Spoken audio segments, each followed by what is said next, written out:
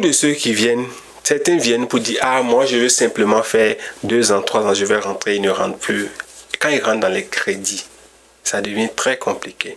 Ok, tu commences doucement, tu achètes ta voiture à crédit, les maisons à crédit, et puis tu avances. Il y a même, aujourd'hui maintenant, téléphone c'est crédit.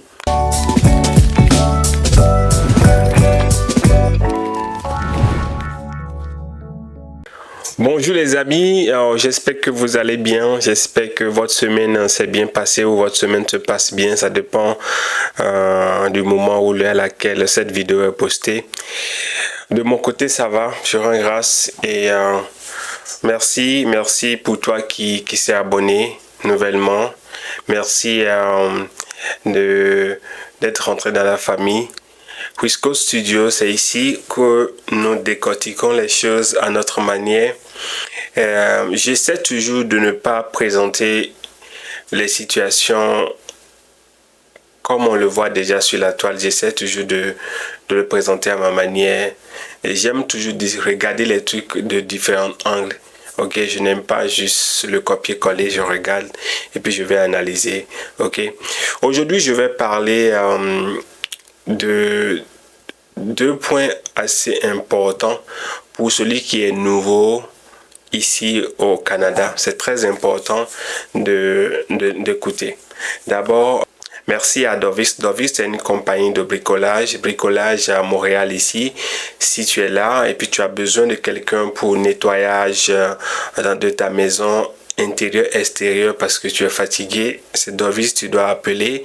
Tu as besoin d'assembler toutes sortes de meubles, c'est Dovis, il faut appeler, fixer les rideaux et fixer beaucoup de choses à la maison. Tout ce qui est bricolage, je pense que c'est Dovis, il faut appeler. Tu peux télécharger leur application et par leur application, là tu peux directement réserver le travailleur sur la plateforme. Et c'est assez simple comme ça. Ils ont leur tarification, il y a des tarifications horaires et fixes.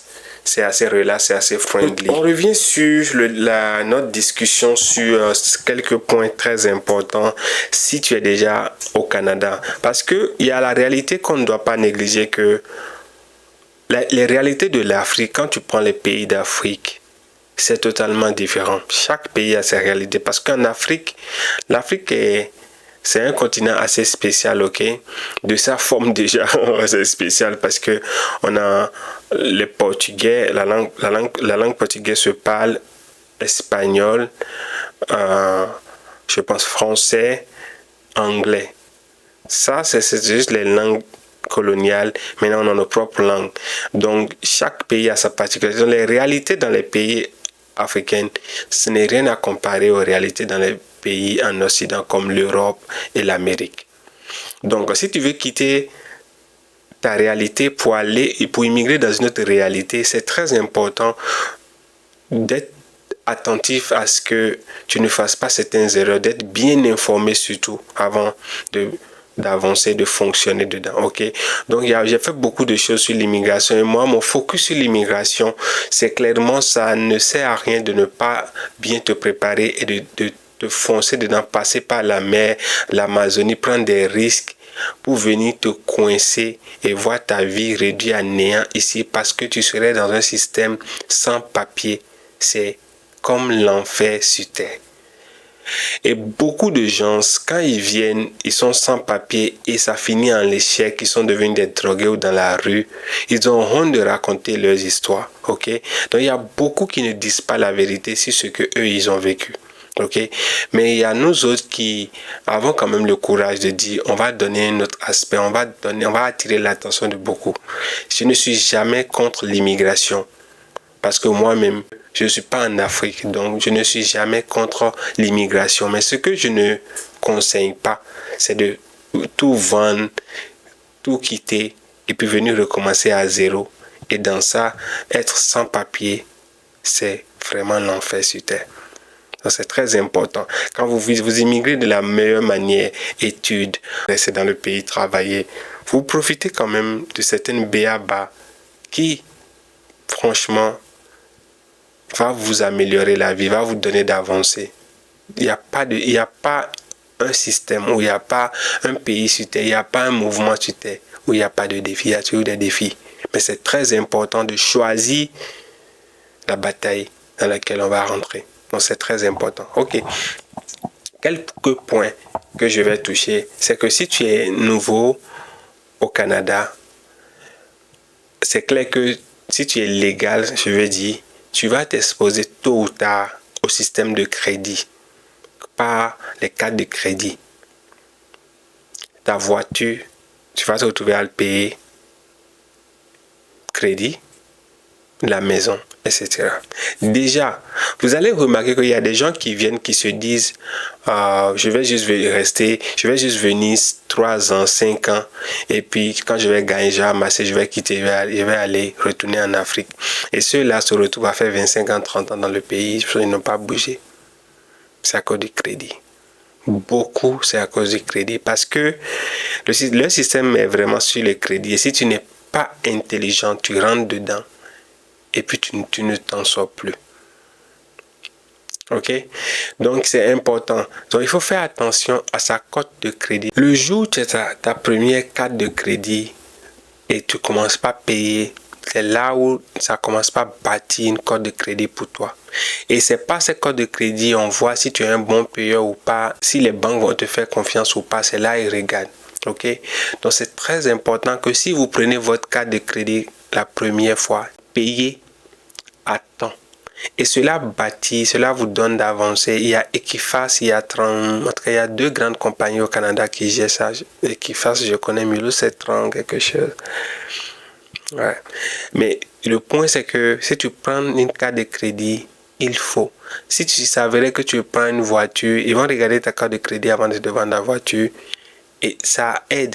Plus tu as un tel bon code de crédit, ça peut jouer vraiment sur les taux. C'est très avantageux de ne pas avoir des dettes. Si tu perds tes cartes de crédit en retard, tout ça, ça ne va pas aider ta code de crédit. Et la code de crédit est très importante. Quand tu as un très bon code de crédit, tu te retrouves à bénéficier des prêts. Tu as un bon taux quand tu as un bon code de crédit, mais quand tu n'as pas un bon code de crédit, les prêts seront salés. Et c'est ça qui est paradoxal. Tu imagines quelqu'un qui est un mauvais payeur. Imagine quelqu'un qui paie bien. On lui fait le prêt peut-être à 3% ou disons 5% qui va payer sur le prêt qu'il a fait. Mais celui qui est un mauvais payeur, on va voir, parce que c'est un risque qu'il veut prendre, on peut doubler à 10%. C'est assez spécial. Ouais, donc c'est très important de garder sa cote de crédit, d'être un bon payeur dans le système, parce que tout est basé sur ça. Si vous voulez réussir ici, c'est d'avoir une bonne cote de crédit là, vous avancez, d'être un bon payeur. Et l'autre chose aussi qu'il faut regarder si vous êtes nouveau ici, c'est très important de savoir quel genre de voiture, votre première voiture, vous réfléchissez. Si vous ne connaissez pas le vendeur, c'est un frère, c'est un ami qui veut partir, qui veut vous vendre sa voiture et vous avez confiance en lui, moi je vous conseillerais d'acheter une voiture neuve. Parce que, vous achetez une petite voiture, un Toyota, une voiture où vous allez chercher bien et voir une voiture qui a une bonne, c'est-à-dire qui est résistante, tu vois. Là, c'est votre début, vous n'allez pas vous harceler beaucoup.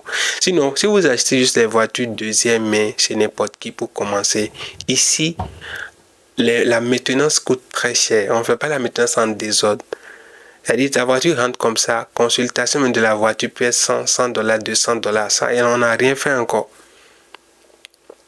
Et les mécaniciens ici, tous ne sont pas comme en Afrique où ils peuvent vraiment faire des adaptations, faire des choses. Non. Ici, quand la pièce a un problème, on ne répare pas les pièces, on va acheter. Donc, la maintenance d'une voiture coûte tellement cher quand tu analyses sur 1 an, 2 ans, 3 ans, comparé en Afrique où, en tout cas, c'est pas aussi qu'en Afrique, les réparations sont excellentes. Mais quand tu vois la maintenance dans ce système ici, il n'y a pas d'à peu près. Ça coûte trop cher d'acheter une voiture usagée. Donc, c'est très important d'acheter une voiture neuve pour la première fois ici.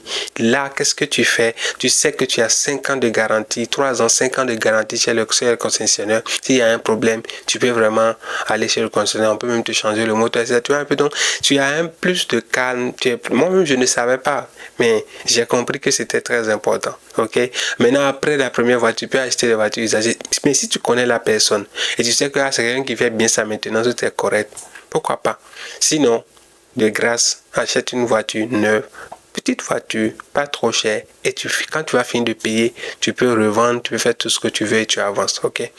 Donc, c'est ça. Ce sont les deux points sur lesquels je vais attirer l'attention. Si tu es nouveau ici, tu dois faire attention à ces choses-là. Et puis, tu vas avancer. Maintenant, beaucoup de ceux qui viennent, certains viennent pour dire, ah, moi, je veux simplement faire 2 ans, 3 ans, je vais rentrer, ils ne rentrent plus.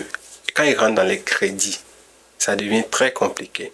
Ok, tu commences doucement, tu achètes ta voiture à crédit, les maisons à crédit, et puis tu avances. Il y a même, aujourd'hui maintenant, téléphone c'est crédit, habillement c'est crédit, et tu les verras, ils sont en train de faire le boss, ils sont assis sur des crédits.